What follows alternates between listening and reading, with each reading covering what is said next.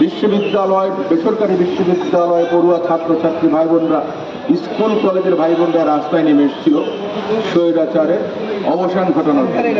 আজকে 10 মাসের উপরে হয়ে গেল, আমরা এখনো গণতান্ত্রিক পরিবেশে উত্তরণ ঘটাতে পারি না।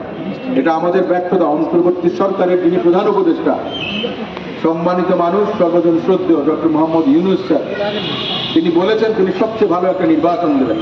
ভালো নির্বাচন যদি দিতে হয়, আপনাকে নির্বাচনের পরিবেশ তৈরি করতে হবে। আপনাকে নির্বাচন কমিশন কোন কোন পদক্ষেপ নেবে তাদের সঙ্গে কথা বলে নির্বাচনের একটা তারিখ ঘোষণা করতে হবে।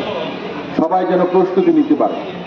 মানুষ উৎসব মুখর একটা পরিবেশে ভোট দেওয়ার জন্য কিংবা গণতান্ত্রিকভাবে তাদের প্রতিনিধি নির্বাচিত করার জন্য মুখিয়ে আছে, কিন্তু আমরা সেই পরিবেশ এখন আমরা দেখতে পাচ্ছি না। স্বৈরাচারের দোষর যারা আছে তারা প্রশাসনে বলেন বিভিন্ন জায়গায় তারা এখনো কিন্তু আপনার বসে আছে। তারা কিন্তু পদে পদে প্রতিবন্ধকতা তৈরি করবে। আমরা মনে করি সংস্কার, বিচার, প্রশাসনিক সংস্কার, পুলিশের সংস্কার, নির্বাচনের জন্য যা কিছু সংস্কার সব কিছু আপনারা একসঙ্গে করতে পারেন। শুধুমাত্র আপনার হচ্ছে সংস্কারের জন্য গতকালকে আপনার বিএনপি স্থায়ী কমিটির সদস্য আমাদের জনাব সালাউদ্দিন ভাই বললেন যে যত না কথা হয় তার থেকে বেশি খাওয়া হয়। তো আমরাও দেখা গেছে যে গাছ লাগাতে এসে দেখা গেছে অনেকগুলো বেশি কথা বলি। তারপরেও বলতে হয়, তার কারণটা হলো যে আমরা তো এই জন্য লড়াই সংগ্রাম করিনি যে আপনারা শুধু বসে বসে বৈঠক করবেন।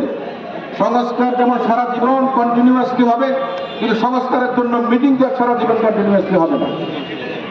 মানুষকে সুযোগ দেন তাদের নিজেদের প্রতিনিধি তৈরি করার জন্য।